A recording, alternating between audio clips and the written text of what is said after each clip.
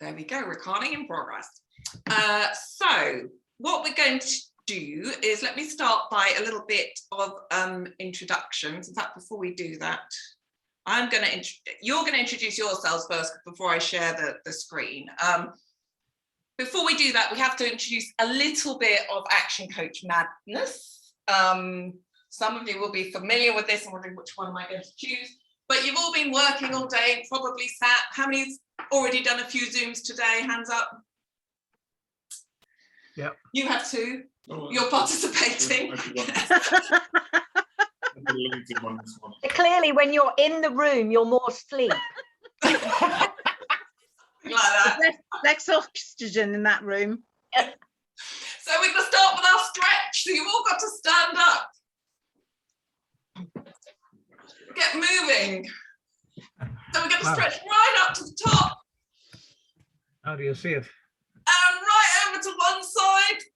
The good thing about doing this online is it doesn't matter if if I had more people in here, I'd be going, go left. And then we're going to go right. Obviously, don't do this if you're going to damage yourself. We're going to go backwards. Oh, yeah. And then we're going to hit our toes. Ladies, if you want to go sideways on so we don't go full frontal, that might be an idea. And then down towards your toes. Ooh. Now we've stretched out, focused, ready for action. Okay. Right, so we're going to be very interactive this evening. We're a nice small group, so let's know who's in the room. I can introduce you to my friend here, Timmy Timer. He seems to work quite well online and in person. If we're in person, we throw it between us, but I'm not going to throw it at my big TV screen. So I want you to share your name, your business, and your kind of how you need to know. Why do you need to know about hybrid meetings? When do you think if you're already using them, or when do you think you're going to be involved in hybrid meetings? And you've got 30 seconds, so we're going to keep this nice and pacey. I'm going to just go around in the order of my gallery, and I will start with where I'm not. So I'm going to start online and then move in the room. So Hannah, you are first on my gallery.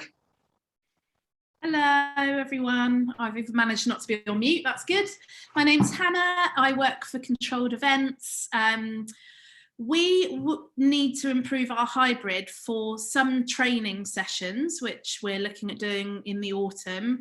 And just in general, sometimes it's actually me in the room with Rob, who's my brother and owns the business. And then we've got a number of other people. So that's probably the most immediate way that we need to get a bit better at how to manage that process. Brilliantly timed, thank you. Jane. Hi, I'm Jane Morgan from Just Global HR Services. So we're an HR consultancy, and I'm joining today because I wanted to kind of find out what people are thinking and what's going on out there so that I can advise and support my clients and anybody else that kind of says, well, what's going on, Jane? And yeah, just to get some good practice and what people are thinking. Brilliant. Philippa. Hi, I'm Philippa and I'm from Buckinghamshire Business First. For the past 16, 17 months, we've been doing most of our meetings and networking online, and they've been very popular and well attended. As we come out of the lockdown, I don't want to go back to business as usual because that would be all face-to-face. And what we have found is that people like online. They like online and they like face-to-face. And what I've not successfully come to yet or seen is where everybody in the meeting gets the same experience if they're online or in person.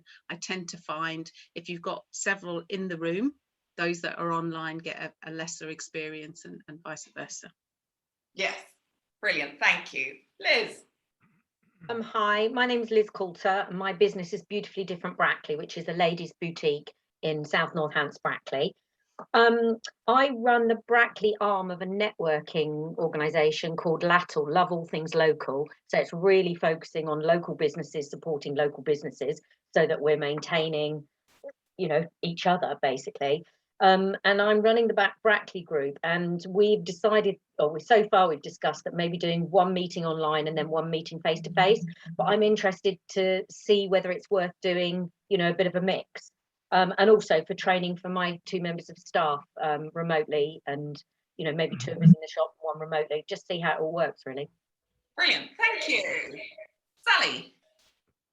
Hi, I'm Sally Hindmarch. The company is called Partners With You. We're a training company, and the reason I'm here is I have yet to see a hybrid session work. So I wanted to see it done well. I thought Helen's bound to know how well it works. And much as Philippa said, you know, those in the room and those on screen are getting such a very different experience that if you're training people being paid to from both sides, I can't quite work out how it works. So that's why I'm here. Lovely, thank you. And Patrick. Right. Well, I'm a freelance project manager for a few years now, PG2 project management, and I look after remote projects. At the moment I have 3, and there's a combination of stakeholder management, which are probably anything from 2 to 5 or 6 people. And I'm trying to work out the best combination, as I'm the manager, how to bring people in either to hybrid or to meetings. And I have a sort of a plan at the moment, which I want to check out to see if that's going to work. As we come out of pandemic, the whole dynamics have changed. And I think we're all designing a system at the moment going forward that will work for everybody. Yeah, great, thank you. And in the room, Guy. Oh yeah, you can have it. It's the same experience. You can watch it. Yeah. Right, well, I'm Guy. I'm Helen's husband, and I'm working in the business here doing the finance and sort of marketing and general sort of office stuff. I don't do a lot on Zoom at the moment. The networking group I'm involved with is actually in person because it's golf. But there is action coach training, which can be a lot hybrid. But it does take me back to my corporate days when we used to do the video conferencing with the US. So the balance of numbers of people in the room at either end made a big difference to how the meeting went. Great, thank you. So that's good. So we've got some networking needs, some into customers, managing clients, and good mix there. Fantastic. So let me share my screen.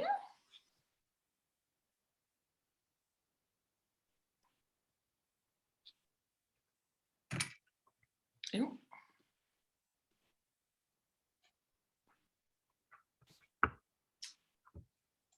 Excellent. Right, so this is interesting. I've now lost you all. Don't worry. So there we go. Okay, introductions. So here we are. So I worked over time in a number of different hybrid type scenarios.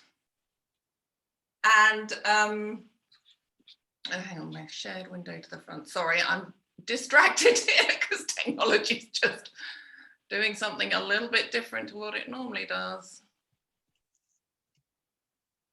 No. No, it's not. That's Okay, it's just me showing. Okay. Anyhow, so I kind of think over time. Oh, I see. Sorry, I'm being shown by my assistant in the room, which is why you always have an assistant in the room, but it's not actually moving for you as it's moving for me. it is now. There you go. Introduction. Oh, right. Okay.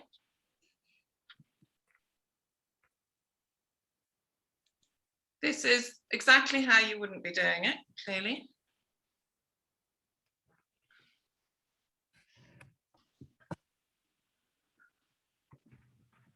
You're still seeing my slides?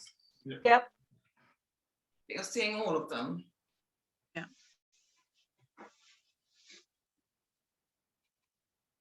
Seeing them all down the side. Yes, that's not really the plan.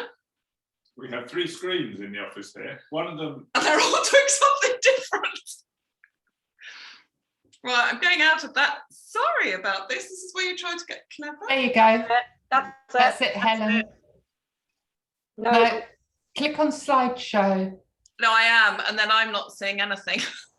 And it's not moving with you, which is well, really... it's too small It for us to did. read anyway. So Let's don't try worry, that. because you Going can't back. read it when it's along the side. I've got all my top secrets in there, you know. But we can't see them because it's too small. That's fine. I'm going to read it off. Now I'm with you. We'll see how we go. Anyhow, introduction. Get back to it. So initially, I don't know about you, but my kind of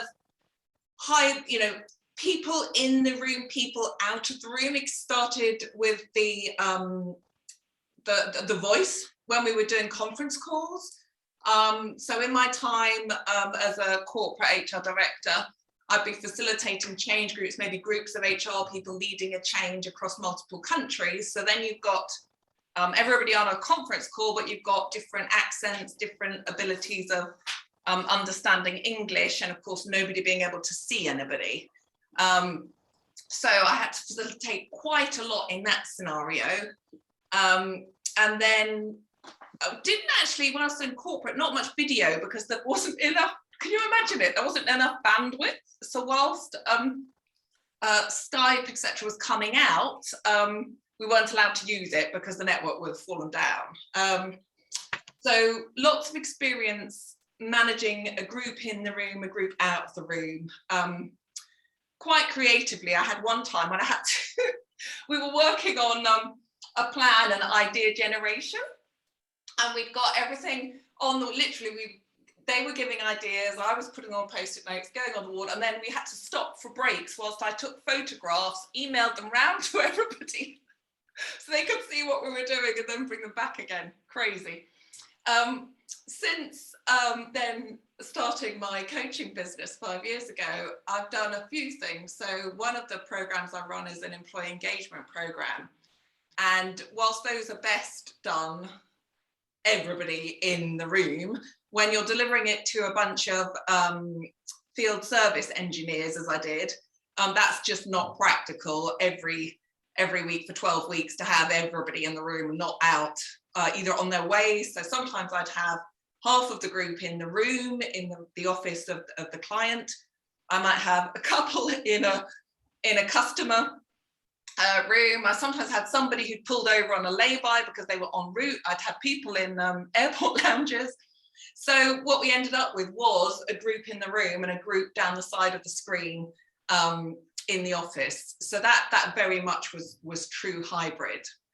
And then coming out of COVID now, we've started, as I was saying, some group programs with people in the room and people remote. So a few different experiences of giving that hybrid experience. And as I think you've all alluded to, that critical thing that you get as good an experience if you're in the room and if you're on screen, which I think is going to be absolutely key as we move forward.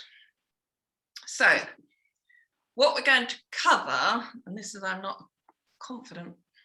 Have you changed screen yet? No. No.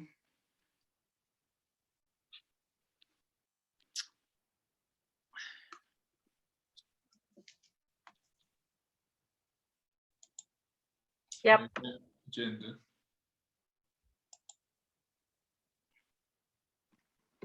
Oh. I don't understand is why it transitions to show you the full slide and then it goes back again. No, and I you're not don't even touching it. Anyhow, we'll just keep with this. Excellent. So the agenda essentially, here we go, says what it is on the tin. The 5 essentials are these 5 areas that we're going to go through here now together. So all about, you know, I'm a great believer in setting expectations for whatever you're doing. How's this going to be? Clearly, technical setup, we're going to spend a lot of time on that. What is the setup you need? Then whatever the setup, you have to be able to facilitate and extract that 100% participation from everybody. And then the final thought in terms of controlling your environment. So those are the the pieces that we're going to go through. But as ever, anybody who's been on one of my webinars before will know I always start off with what we call generalized principles. And this one for me seems very appropriate. So generalized principles that we have are things that we hold to be true. They're truisms, sayings, if you like, that generally have a horrible degree of honesty. And this is one of those equations. So it looks quite simple. Be times do equals have. Which, what that's saying is, if we want to end up having something, a really engaging session for our clients, what we end up having is a combination of who we're being in that process and what we're doing. This equation works for life, for business. If we want to have a certain amount of profit, what we want to have at a profit level is a combination of what we're doing to attract that and who are we being as we do that. If we want to have a wonderful family life, that's a combination of what we're doing and how we're being. And that multiplication is really important. The more doing we do, oh, we lost Jane there. The more doing, multiplied up by the amount of being. So being, we're talking about learning, attitude. What mindset are we going about things with? What's our attitude towards it? What are our skill levels? And the doing is more obvious. It's the actions, the activity we're taking. So if we are frantically busy idiots, if you like, running around doing lots of doing, but we're not doing it with the right mindset, we're not doing it with the right intent, we're not exuding positivity and the benefits of what we're doing, then we can keep doing it. It's not going to land. It's not going to be accepted, and we're not going to end up having what we want to have. Equally, if we sit in a Zen garden for weeks on end, being very mindful and calm and learning everything, but we're not actually doing anything, equally, we're not going to end up having what we want to have. And with these kind of things, they all work backwards as well. So yes, if you haven't got what you have, do you need to do more or be more? So I think when it comes to the technology, to the hybrid meetings, the doing is about having the presentation, it's about sending out the prep work or the agenda, it's about having the technology, getting it working, practicing, that's all lots of doing. The being is how, a lot of how you facilitate, it's how demanding you are of your audience. It's how confident you are, how you're managing, because there's going to be a technical hiccup. We've already had them. Hey, so be times do times have, I think, is very applicable to where we're at today. And I think what we're after, what I'm always after for a hybrid meeting, is making sure we can get that participation and interaction across everybody, and that everybody has a great experience and learns what they're meant to be learning. If it's a teaching one, or if you're presenting to clients, you're getting the right messaging across. So I thought we would start by looking at the different types of hybrid meetings we can have. So I've got 4 key types, and we'll just sort of mull each one in turn. So if we go top left, this is where I'm imagining there's potentially one of you remote, leading a meeting where there's a group of them in person at the other end of the Ethernet. Has anybody experienced, or can anybody think what sort of a meeting that might be? The leader, you if you like, is on the screen, facilitating into an in-person group. I had, well, it wasn't a group, it was 3 people, but that was a remote interview. Oh, hang on, I wouldn't have been the leader then. I was being interviewed by 3 people that were in a room, and I was online. Right, yes, it's sort of there, but you were the yes, the subject of that meeting. Yes, but it was one of you on the screen and 3 of the person. So yeah, it's the right combination. Yeah. Okay, yes, that's a great example. Anybody else done any of these? I think if you've got a team that you're responsible for elsewhere in the country or internationally that you're managing, Yes. that you would have this kind of scenario. Yes, I can well imagine that. Any other ideas, Guy, in the room? You're going to get picked on because I've only got one of you in the room. Or you've got a manager at home with COVID.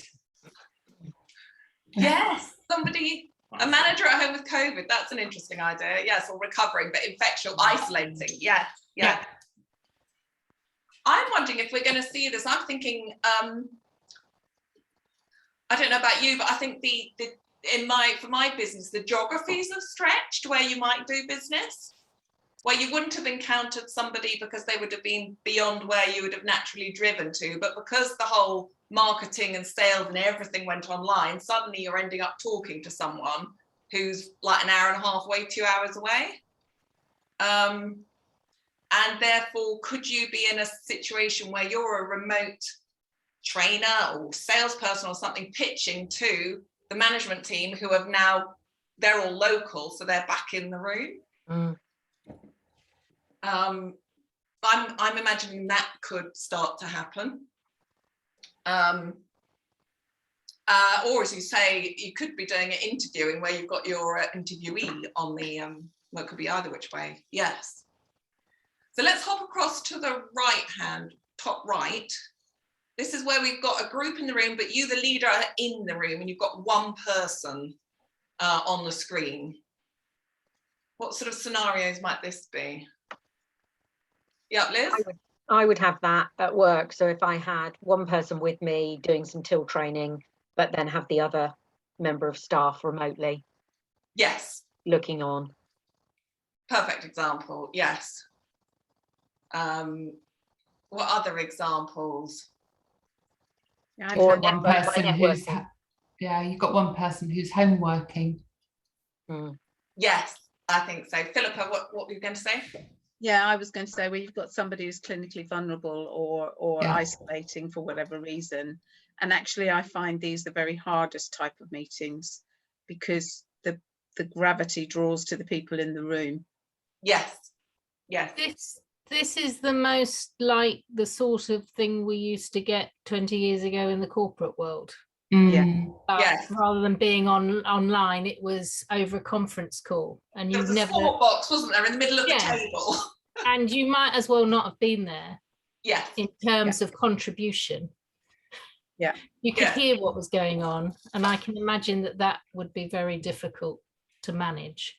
Yes, absolutely. And I've actually seen some of these meetings where inclusion, so what we all understand by inclusion now, where the individual online has been treated with the utmost disrespect because they may be in an area of poor broadband signal, they're having difficulty hearing, and people, they do a few preliminary, but very quickly they forget that person online, they can't hear them, they exclude them from the conversations, and the person gets tired of interrupting and saying, I'm here. So I've seen some really harsh meetings in that environment that make me think about inclusion. Yes. And just to explain what's happening here, sorry, we're in a shared office block here, and somebody put the alarm on thinking they were the last out, but we're still in, and so when it set the alarm off, so guys just gone to turn off the burglar alarm. Lovely things that are happening. Yes, I think I'm thinking this is or somebody there's one corporate team I'm working with, and when they get back to the office, they're all Paddington-ish based with one member in Australia. So this is going to be them most of the time. And I think before lockdown, he was here and he's relocated to Australia during lockdown. So they haven't experienced this really because they were all together. the last 18 months, they've been all on Zoom. But when they get back to the office, this is going to be a new scenario where you've got one remote on the screen. And then we've got, let's go bottom right, multiple people in the room, multiple people on the screen with you, the leader, in the room. Anybody? I'm thinking, Patrick, where are we getting towards your sort of situations? Well, in my case, there's a few frustrations, if you like. First of all, very often I get very short notice when people can't attend a meeting or even struggle because of IT or broadband or bandwidth or whatever it might be. And then trying to establish some kind of protocols in advance so that people understand what platform we're using, whether it's Team, Zoom or Skype or something else.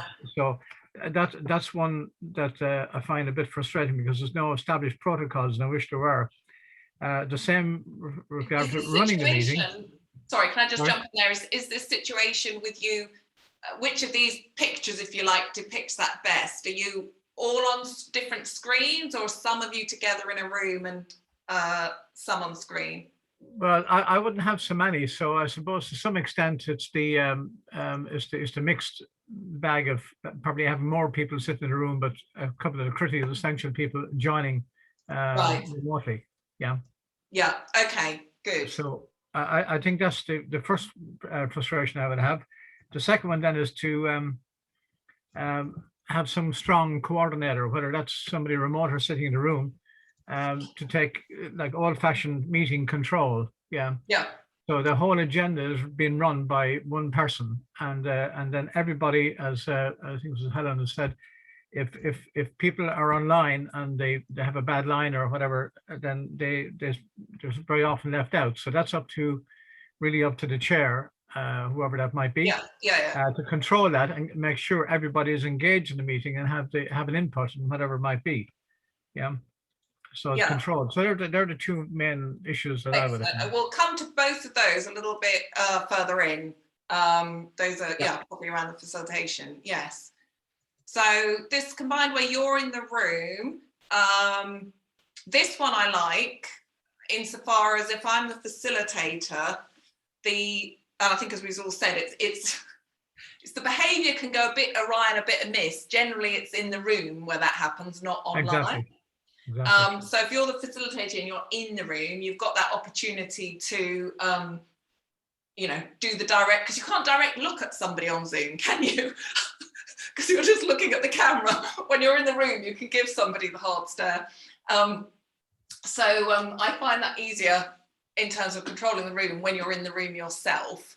And there's usually in that scenario sufficient people on a screen. And I think where we are here, we've got like a huge TV screen so that actually you're part of the meeting. You can't, I think that's the benefit of all this happening now on screen rather than on a Squawk box. On Squawk box, there was nothing to look at, was there? Whereas now, if you can get a nice gallery view on the screen, at least there's people to look at.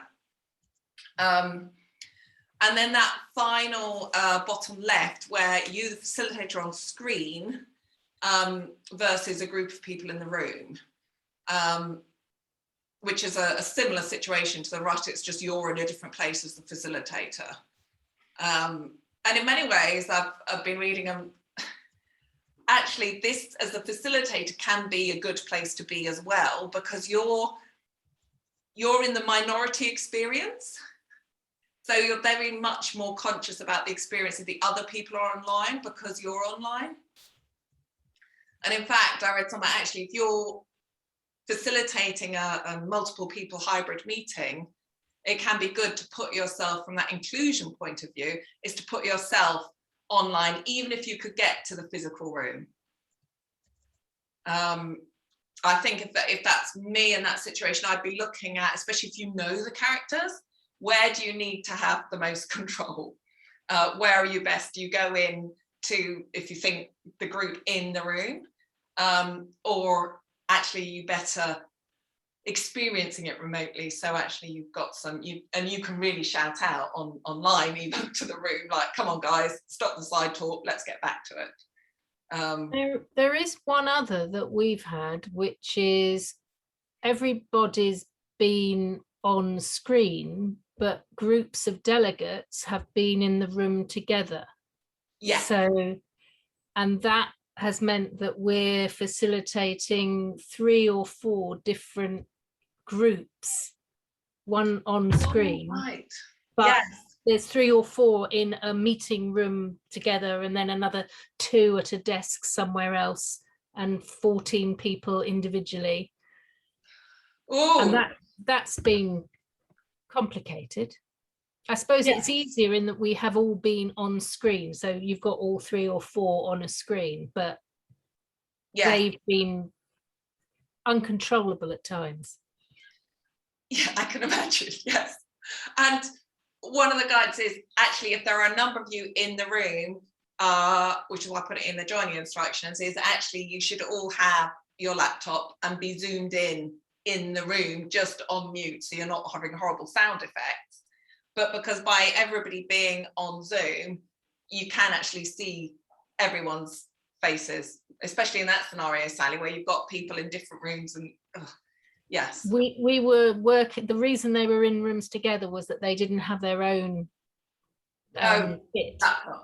Didn't have their own device. Yes. No. Yes. So multiple different scenarios, and I think so we'll just bear those in mind as we go forwards, but it really can pop up in any shape or form.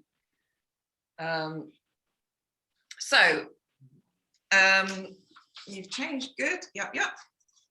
So how do we, setting expectations?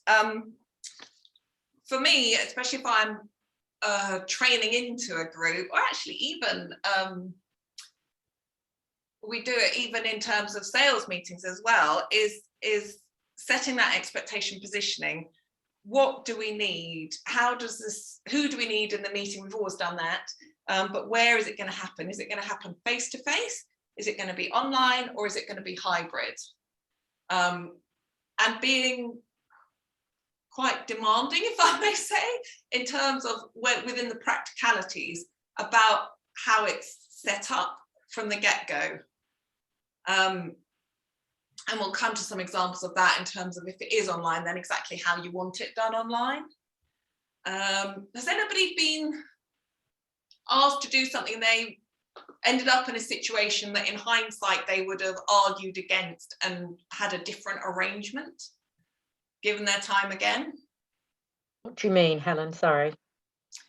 So you went in to do something and you did it either hybrid and you wish you'd got everybody online, or it was online and you wish you'd actually made the 2-hour journey to get there in person, or you'd gone with the suboptimal option as it turned out, or you persuaded them to change it to make it effective. We refused to do a face-to-face training program in April, May, because the logistics of doing what we do socially distanced was never going to work. So we insisted that they did it online, hence the reason we had groups in rooms which didn't have devices. But I'm glad we did it that way. It would have been nigh on impossible. 40 people in a tent, socially distanced. Yes. I had one which was actually meant to be the day after the first, was it? Yeah, June the 22nd. I think actually it was June the 21st. It was scheduled, was to take a team I was working with who were challenged in their teamwork, should we say, who desperately needed a face-to-face experience. So we were like, on the basis that lockdown was ending and we'd be able to meet face-to-face, we got a venue, we could be outside as long as it was dry, but if not, by then we would be allowed to go inside, etc. And this is one with the one Australian, and actually we decided, I'd said, there is no way for a whole day and a half we're going to remember to include one person on a screen who's the other side of the world in the different time zone. it would be a better experience for them if somebody catches them up afterwards properly. They were going to be leaving the team anyhow, which I knew, not everybody else did, and they were the team member that everybody was easiest working with. So in fact, I was like, no, otherwise it's just going to be bitty trying to do the right thing we needed to do for everyone else with somebody hanging on a screen. So so we actually arranged that. So be really clear what is the best way to get the outcome that you want, and then set out those requirements.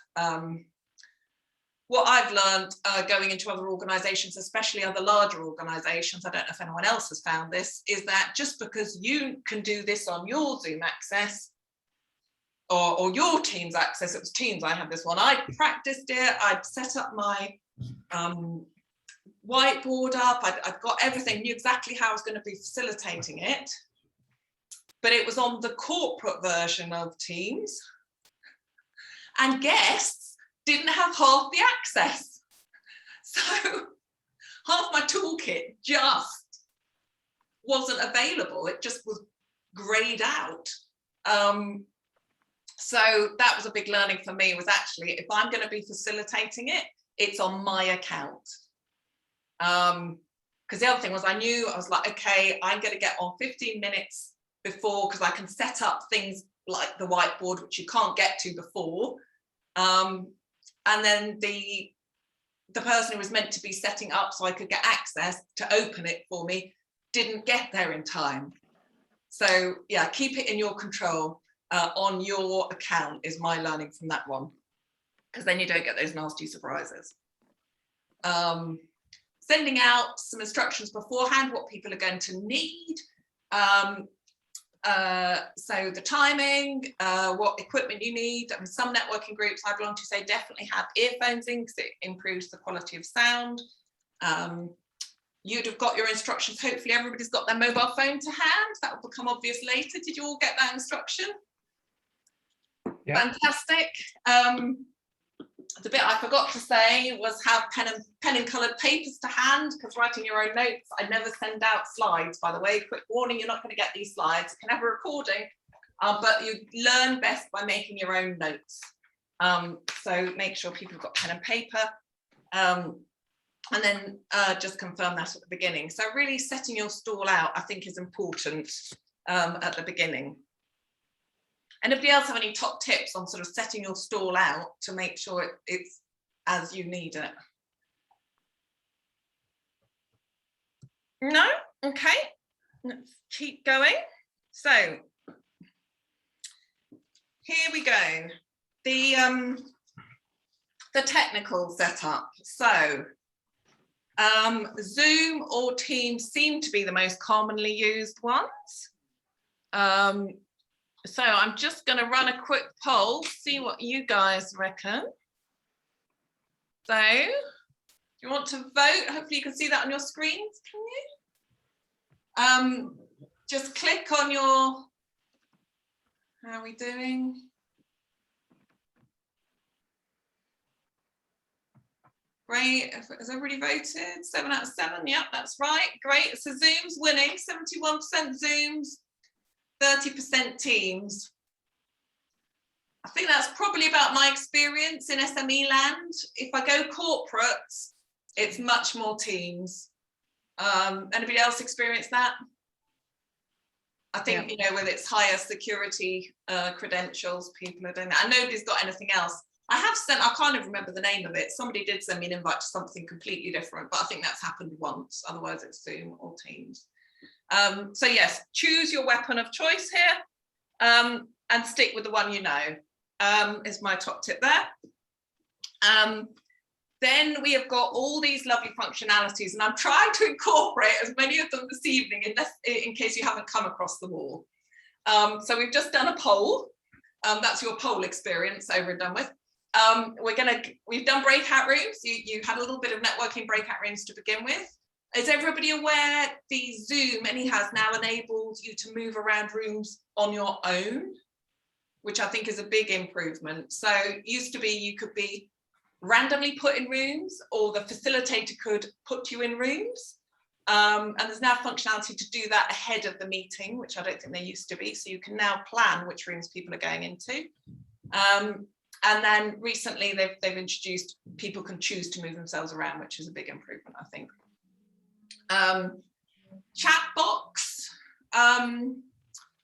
Chat box is great. One of the great uses for chat box is, or the role I think it plays in a hybrid meeting or in a online one, but maintaining it in hybrid, is that when you turn in real time and you turn to your neighbour and you go, did you catch that word, or what does that acronym mean? Those little aside kind of conversations are really great in the chat box.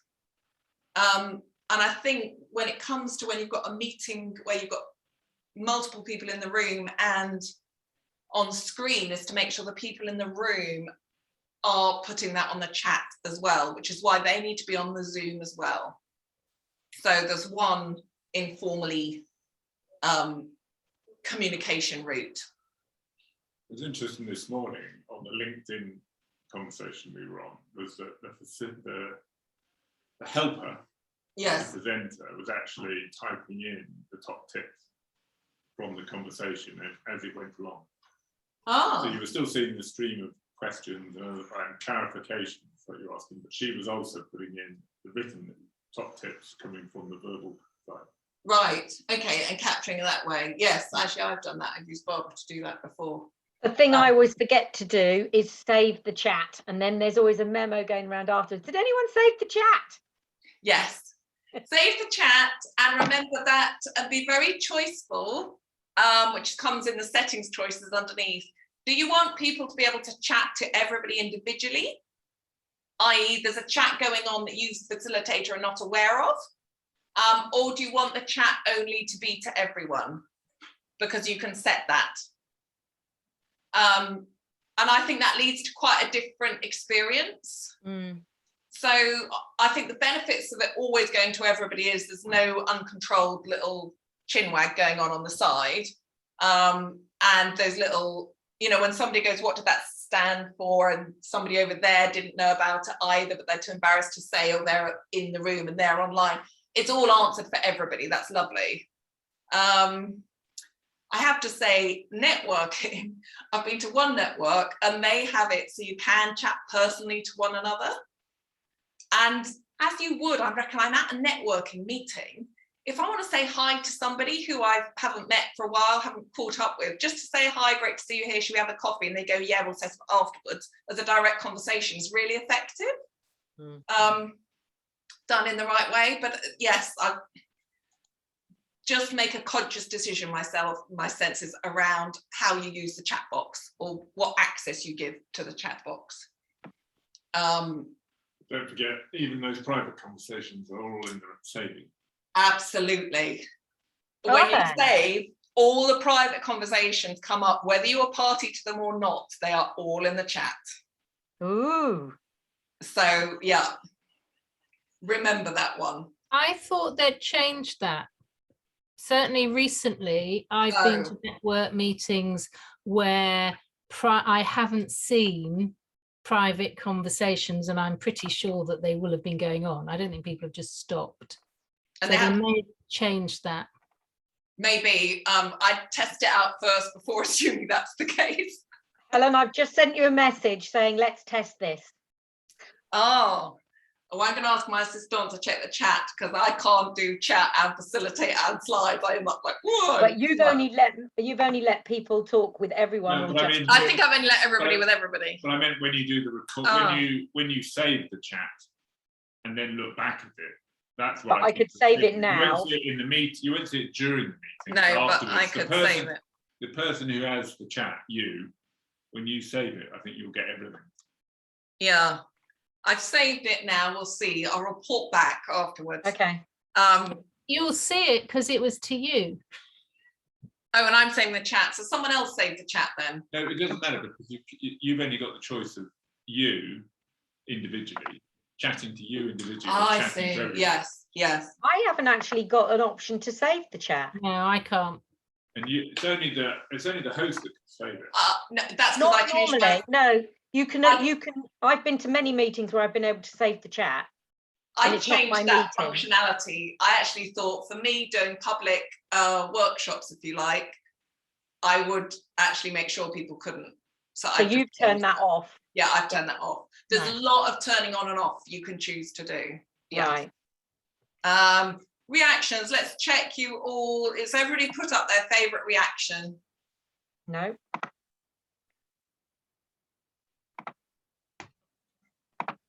Yeah, we've got the party hat, the thumbs up. Surprise, great. Patrick, do you know where to find these? No, Sorry? no, could you repeat that again? Yes, the reactions. So along your grey function bar, it might be under the more, the 3 dots, you'll find a heading called reactions. All right. just one Usually second. next to the share screen button, which is highlighted in green. Yeah. And then you've got hearts and laughters and lots of different things. Yeah, I've got the emojis, but that's what Zoom calls the reactions. Yes, you raised your Okay. hand. Brilliant. The Okay. speed up. Yes, speed up. I'm getting the message, Liz. I'm speeding up. I haven't yet seen anybody use speed up or slow down in a meeting. Anybody use those? No, I didn't No. actually know what I was pressing. I thought it was an arrow to show me some more emojis. No, they're telling me speed up, Helen, or slow down.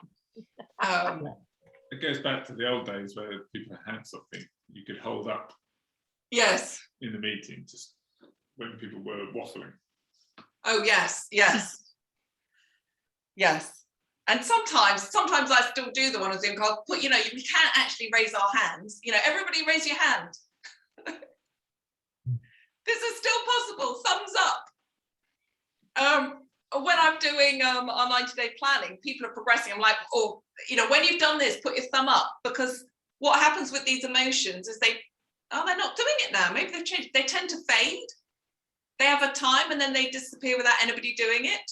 And then you're like, oh golly, who put their thumb up? But it's come down now. So yes, choose your settings mindfully there.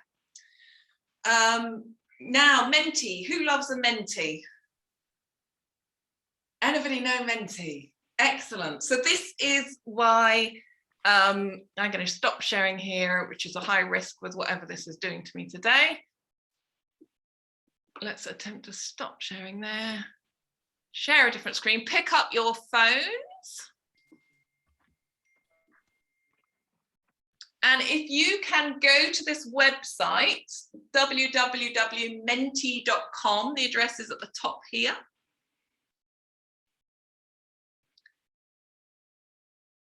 And when you've got there, it will ask you for a code. And that's our code, 6406919710.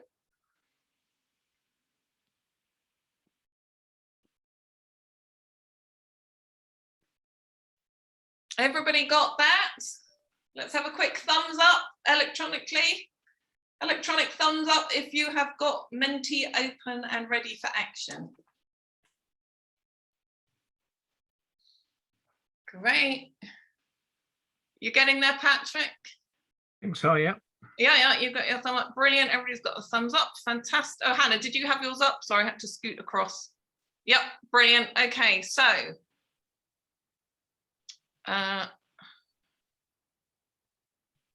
here is your should now see the first question.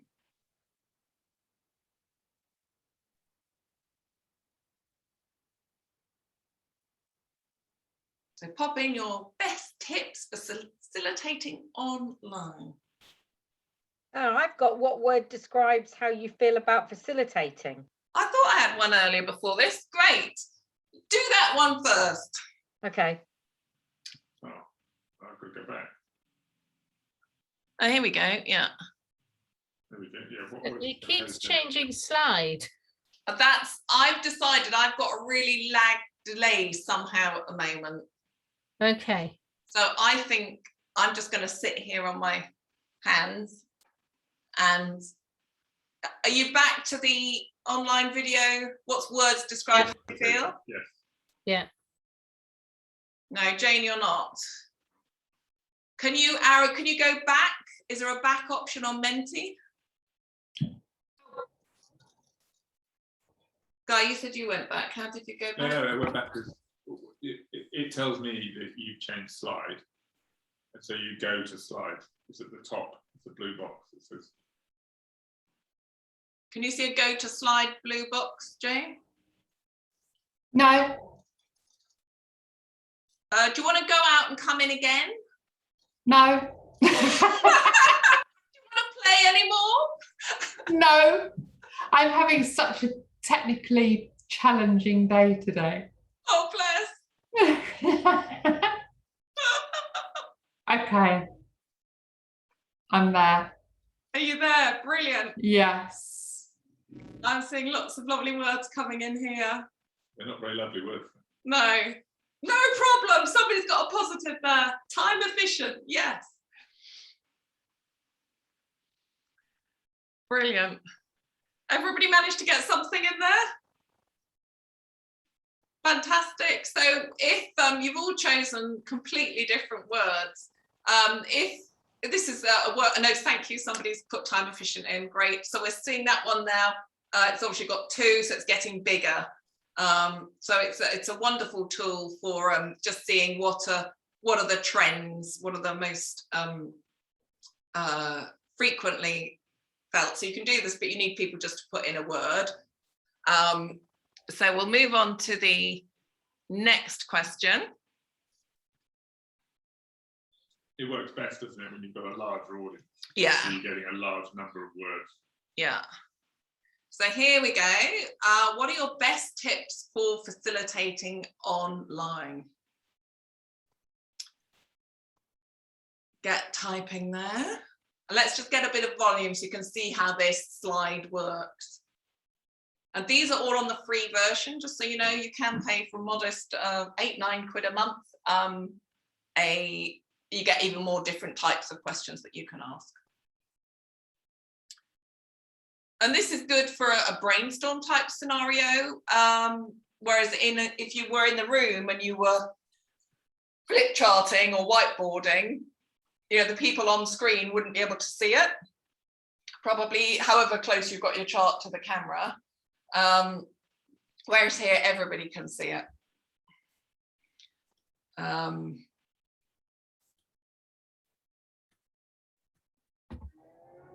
Great preparation, not making last minute changes. Yes, having a producer. That sounds like a Sally comment. Very professional. You know me so well. I love this. Don't commit to taking the minutes. Get someone else to do it. Absolutely. There's only so much you can do. I never commit to look at the chat because I will not be able to see it. Just use So, Otter AI. Sorry, was that you, Philippa? Yeah, just use Otter AI. Yes. Although you still have to, I prefer someone just to take the actions rather than the whole thing. Yeah. And as you can see, when we get more in there, it sort of scrolls through and you can stop it and start it. Have you used Miro or Miro? No, I haven't. I have had a couple of other tools, and that was one of the questions, is other tools that people have used for sort of these more inclusive interactions. How does Miro work, Sally? Well, I've been to training which have used it. I've not spent time using it, but it's a bit like having this and the word, it's all on the same screen, so you can move about to different pieces. So there were whiteboards set up that you could then go and type into. Yes. And you could access it prior to the meeting, so we all put an introduction in with a photo, so you could see who else was going to be attending. It was I don't know how much of it was free versus how much he was paying, but it was really effective. There's some brilliant online, purely online tools and networking tools. I think, Philippa, the functionality you used for some of the business leaders' dinners that were remote were fantastic as a user experience. But that's very much for everybody being online, isn't it? Yeah. So yes, when we're talking hybrid, at least this is something that everybody can contribute to and you can all see it clearly. You certainly get a lot more functionality as you start paying. Yeah. So you get more questions, more types of quiz, and you can put your whole presentation in as well. Yes. And then there's an app as well, so everyone can run it within Zoom. So you don't actually need to be outside like this. Yes, and indeed, if yes, because if you import the whole presentation into the Menti, then you've got your branding and your normal templates. Then you just dip in the Menti question slides in amongst that, and you don't have to change your shared screen situation. And then the final example.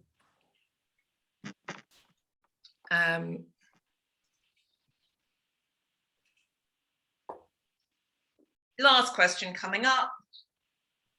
Yeah. Oh yes, all choose your names, lovely. That's a bit of fun. What? Oh, we haven't started yet, okay. Have you got the question now? What's the biggest problem with hybrid meeting? Yeah. Oh.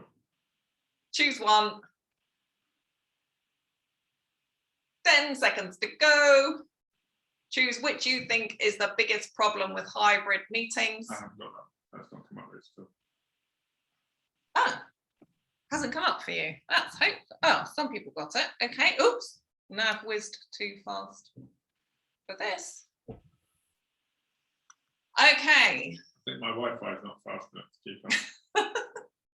So in fact, one of the biggest problems was the people in the office have the advantage. And this is a really interesting, I can send around the article I was reading this about, was that really interesting points. The meeting doesn't ever start until the people in the room are ready to go. Whereas if they're late getting ready, the meeting will start late. If the people on the Zoom or Teams are late getting to there, it'll probably start without them. Probably fair comment. If the technology goes down, there's a risk the meeting in the room keeps going and those online are just excluded. Obviously not a great practice, but I can imagine that happening without careful management. Whereas if the tech, it wouldn't happen the other way around.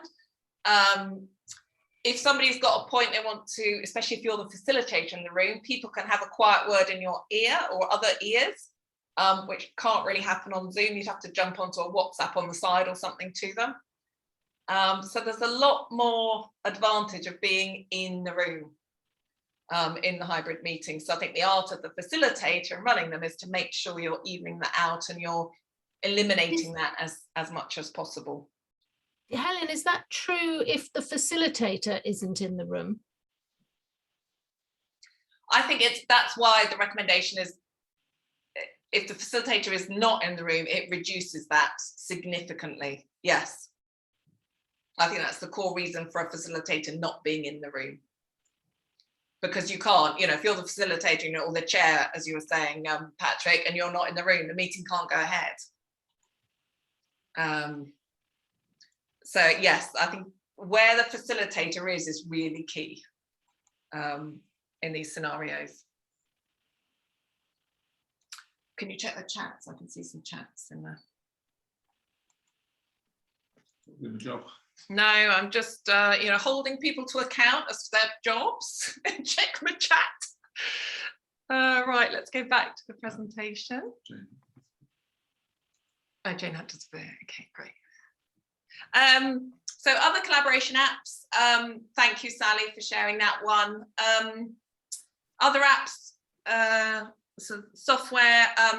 Anybody used electronic timers? I mean, I just tend to use little Timmy timer here, but you can get countdowns that go on the screen that you pop in your presentation. Other little bits and pieces you can add on to help people. Video is an interesting one. Who uses video in hybrid meetings? I think it's a great tool because it's the same experience for everybody. you can share the video. Make sure you've clicked the right buttons to get the sound coming out of the right place as you share it, in terms of choosing that share screen and videoing it. But video, great, unifying, everybody gets the same experience. And then, yeah, technical setup. Are you recording it or not? Have you got permission to record it? Where is it going? Cloud or your laptop, etc. So that's the sort of software-y side of it.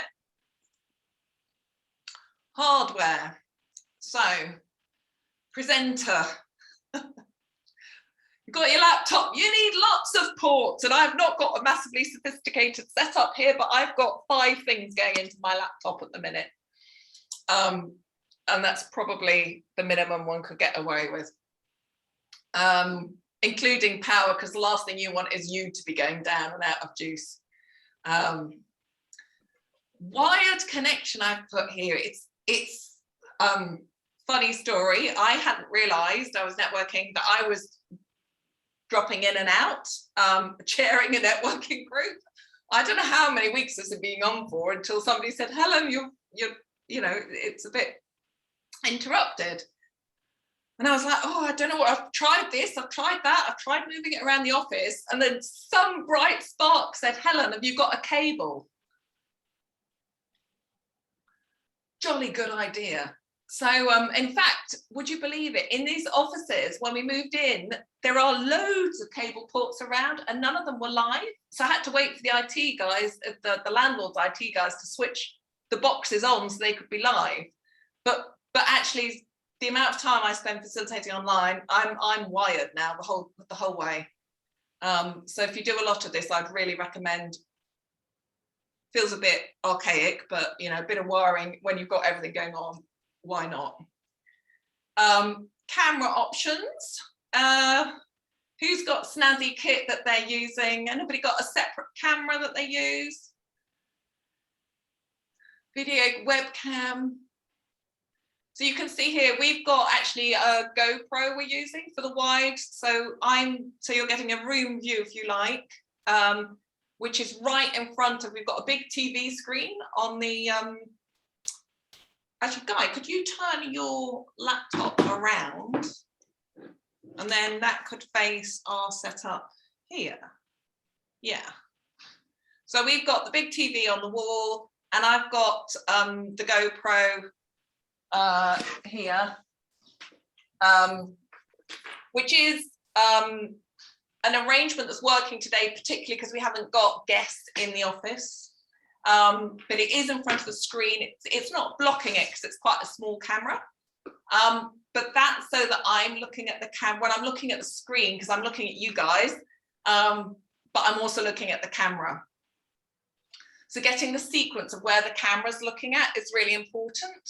The first, our first effort at a hybrid group coaching, I've got the camera at the back so that as I'm facing the group and they're looking at the slides on the wall, the camera was also looking at me and looking at the slides on the wall. So that was a great experience for our online people to see me and to see the slides. The challenge was when the people in the group wanted to talk to the people remote, you naturally look at the pictures, which were the opposite direction to the camera. So every time somebody in the room talked to an online person, they actually turned away from them because they were turning away from the camera because it was the wrong end of the room. And although we worked this out early on, it's so difficult as a human to look away from what you can see to the camera the opposite direction. So we've learned you've got to have the camera. So I think an ideal scenario would be you can now get sort of webcams that will sit on top of your screen, and then your TV screen and everything. So you can look, everybody's looking at the same direction, everybody's seeing the eye contact. Does that make sense? Yeah. So just check where everybody's looking in the room. You can also set up to have a camera, if you are using a flip chart or a whiteboard or doing something very live, to have a camera just focused on that. And in Zoom, you've got the opportunity to switch camera. So you can switch from the group view, if you like, to the close-up view on a separate camera. I love a clicker, allows you to walk around the room. Normally I like to kind of move around, so you can still move the slides. What I've realized though is when you're flicking into Menti or you're changing screens, you still need to be at your keyboard to be able to do that. Unless you use the Menti app. Unless you use the Menti app, I guess, and then you're wandering around with your phone. So there's these things to think about. Is actually you still tied, even with your clicker, you're still tied to the laptop, depending on the software you're using. Headphones and microphones can really help with the sound. I normally would have little AirPods in. My Bluetooth just went a little mad in the half an hour before this started and decided it was going to switch off. We tested it and worked out you could still hear us, or rather the guy at home, when I tested it, we went home, he could still hear me. So I hope you can hear me loud and clear. Speakers, so yeah, if you've got more people in the room, you know, there's some great speakers that can be there boosting the sound. So when it's just a small number in the room, we can hear your contributions quite well from my laptop speaker. If there was more of us in the room, we definitely need to be using just a decent Wi-Fi speaker. I find my sons, because the UE booms are really powerful. It's amazing what's around the family home that can be put into good use, I've discovered. So how do you link that in? Just USB it up to your laptop? Either USB it or Wi-Fi it. Yeah, Bluetooth it, sorry, Bluetooth it. Yeah. So I had this Bluetoothed in because I run out of USB ports. And then for some reason it turned the whole, which I think is an issue with my laptop, not the ability to do it. We then turned off the whole Bluetooth. Tripods for getting things the right height. As I say, my camera is on a table on the full extension of the tripod. So you want your camera at eye level. Hopefully most people have learned that anyhow, even just for a normal meeting, you have to lift your laptop up. I've discovered, you know, I've got a laptop stand that brings it up. If I'm sometimes at home where I don't have a laptop, 4 sets of egg boxes work quite nicely, I've worked out, as does a shoe box. So lots of impromptu things for getting the camera up. And know where your camera is on your laptop. There are, anybody come across this? There's a few very weird brands that have the camera at the bottom of the screen. Anybody had a meeting with somebody with one of those? You end up looking at their belly button. It's really not attractive. To know where your camera is, I'm like, get it up, get that screen up. I think for me, hybrid meetings, having a large TV screen in the room where everybody is absolutely compulsory, and getting their gallery up there, because then the people are in the room, they're visible. And then if you are going to use a flip chart or a whiteboard or anything physically, which I would pretty much advise against, because we can use whiteboards online that everybody can participate. But if for some reason you need it, make sure you've got big chunky fat, you know, lots of ink in them so they come back really clear. Something else here, Helen, would be lighting. Yes, yes. Check your lighting. Yes, if we look along here, who's got lovely lighting? So yeah, Patrick, you turned your screen down just as you came in, which was very helpful to us all. Yeah, I just realized my lighting wasn't too good either, so I've changed that. You changed that too, yeah. Liz, you're quite dark there. You want to be ideally a light, coming from the side of you or in front of you. Never have the light behind you as a main source, because you fade out in it. And see what you could do. Also, there's light settings. Your Zoom will help cover what you can't do manually in your environment. Zoom has got low light settings and other things to help. Well, Zoom's got all sorts of lovely settings. Yes, if you've got your makeup, you can put lippy and eyebrow pencil on as well. Anybody done that? It's fantastic. It actually works really well. I think the lippy works better than the eyebrows. I was playing around with it last night, but I'm natural. This is me at the moment. You've also got the enhanced. You could be touched up, as it were, with to lose any wrinkles you might want to lose. Very kind Zoom.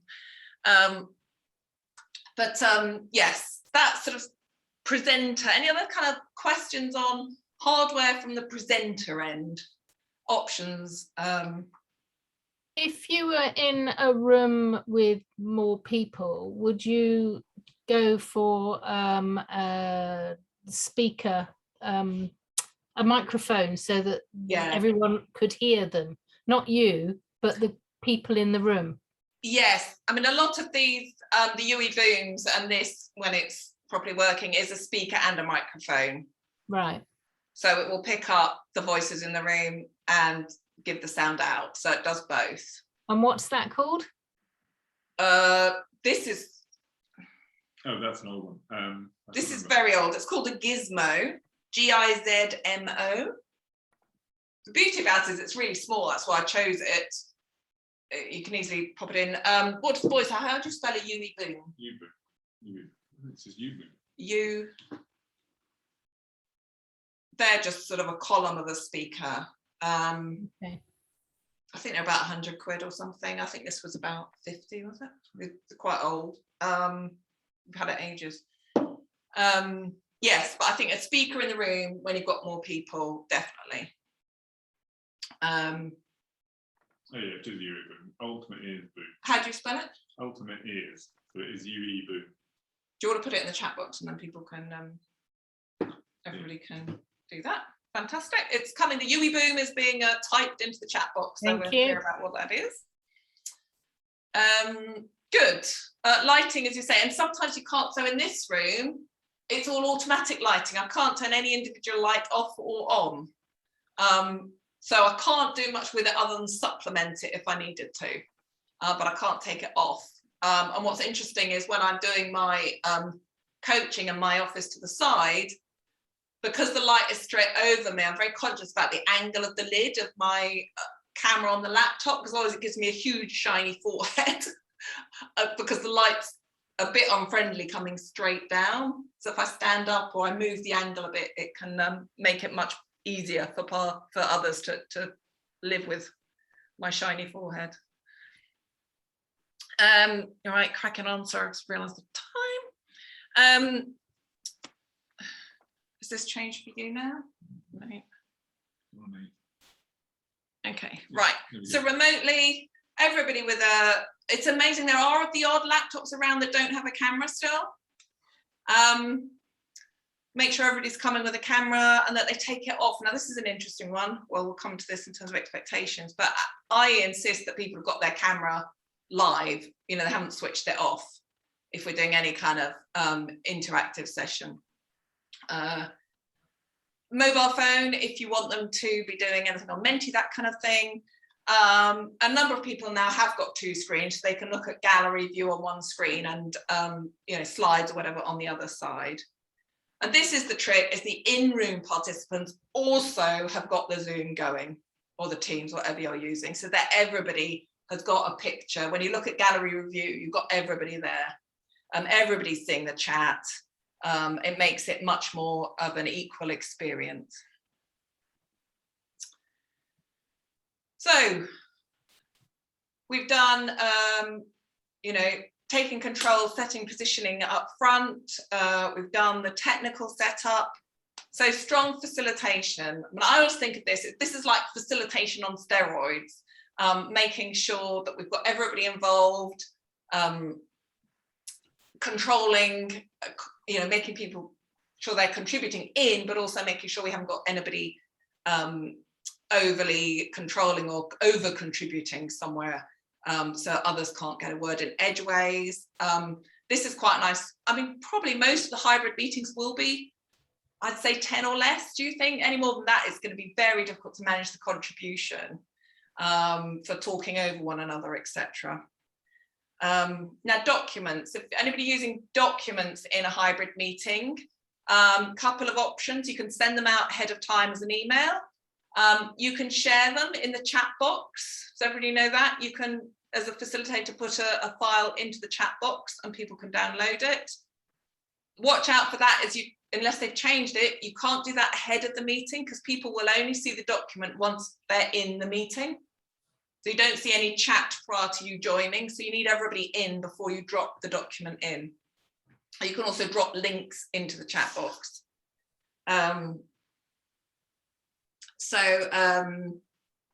Okay, we've got a link here. Oh, you just what have you put in there? No, I'm not. I'm just showing you. Oh yeah. It's next to the at the bottom on the bottom right. Make sure keep to time. You're having breaks, otherwise you find people wandering out. And I think, as we said, a few people have said, have someone helping you online, managing the chat box or managing participants coming in or out, that kind of thing. And I think if you've got a decent sized groups at either end, some online and some in the room, you, the facilitator online, because you're managing that online experience. And I think if you've allocated someone to manage the room at the room end, you've got somebody who's feeling responsibility for making sure everybody's behaving appropriately in the room and not chatting or doing anything. So I think that for me would be the optimal way of managing that group at either end. And then we had some top tips. I'll send around the Menti ideas that you put in to the top facilitation tips as well.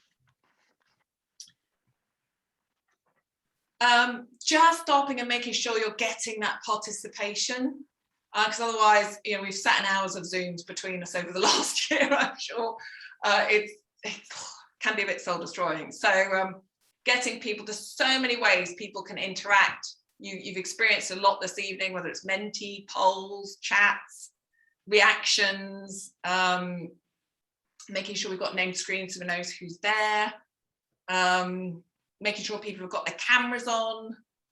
This is an interesting one, distractions. It's almost become accepted that if the doorbell rings, you can go and answer the door. Anybody notice that? I did it to you this morning, Helen. You did. I noticed it. But it was a business delivery. But if you were joining it in person, what would have happened? You wouldn't have gone to answer the door, would you? Wouldn't have got a parcel. You would have got the parcel, no. Or people, so I had a client, it was a group coaching session online, call comes in, oh, I need to take this call. I'm like, do you really need to take the call? Again, if you were in person, would you have done that? You wouldn't have been, because you wouldn't have had your phone by your desk then. Depends. If it was like a doctor or something, then yeah, maybe you would. Yeah, this was a client call, one of their client calls. I'm like, nah. If you're in with another client, you wouldn't have taken a call. So it's participation, but it's also, I think, as a facilitator, what are you prepared to have happen in your meeting and what you're not prepared to have happen? And people will soon get the gist of what's okay and what's not okay. I'll tell you what we've had a problem with in networking is people leaving and sort of saying, oh, I need to go and do something now. And you think, but we set out beforehand that it was from 10 till 11:30. And now you've had your turn, but you're deciding just to leave at 11. And people wouldn't leave a meeting in the same way, but online they feel they can. Yeah, which I think leads me on to my next slide. I love this saying. It's horribly true. You get what you tolerate. The first time you go, if you need to leave early, please, if we were together in a room, somebody would have said at the beginning of the session, look, I'm going to have to, couldn't avoid it, I'm going to have to leave 15 minutes early, and everybody knows. But somehow that isn't done. Sometimes it's done on Zoom, but sometimes not. So know what you're going to tolerate and what you're not. Now we tell people this is the length of the meeting, for everyone to have their fair share of being listened to. If you're coming to the meeting, you stay to the end. Yeah. So we're quite definite about it now. And if they say, oh no, I'd have to leave at 11, say, well, perhaps this isn't the meeting for you to come to. And you make that choice as to whether for your setting, if that's appropriate or not. Yeah. But what it's so true, this saying, people will push to the limit, especially teams, your own team, teams, internal teams. Last major point here, control your environment. So with your stakeholders, how is this going to be managed? What platform? As I said, the point I made about if you're doing it, use your own Zoom or your own Teams wherever possible, because I've learned you have no idea what permissions you suddenly don't have when you're on someone else's. The room, if you can have been to the room or checked, so even if you're remote, could you have visited the room they're going to be in beforehand, or could you send them a list of requirements? That role has to have, that room has to have a big TV that can be hooked up. Somebody has to, you know, as much as you can, control that room. I don't know about you, but when we're doing seminars, as was, I'd be getting to the room, I'd be moving the chairs around, moving the arrangements of the desk, making sure I've got, you know, I'm owning the room where the, you know, so laid out as I want. And I think we still have to think about that. Who have we got there? Do they know what they're doing from a delegate's point of view? What's expected of them when they're coming, etc. Obviously, control your agenda, know what's the outcomes you're looking for, and have the support. I think you need more support when doing a hybrid meeting to give yourself a fighting chance, because you've got to be so much in your content, looking at how everybody's participating. Anything else is a bit much. So those are our 5 essentials. Any final questions? I realise I'm 4 minutes over here.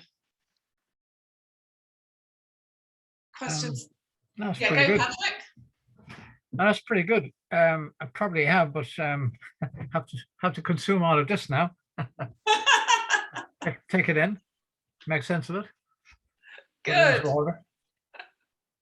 Well, I'm offering to help you with that. So as ever, for everybody who comes on one of my events, I offer a pro bono coaching session afterwards. So we can, I know Patrick, actually, you've already booked yours. That was proactive with Simon the other day. So we'll talk through digest this, and then we can talk through. I think so. I need to align it to my own needs, but there's a lot in there, a lot of stuff to take into consideration. So I really enjoyed it. Great. Yeah. So if you'd like to have a one-on-one conversation about your particular situation, how we take this, how we can help you with that, very, very happy. Or indeed the full business health check. Yeah, which is something we also offer, that should say.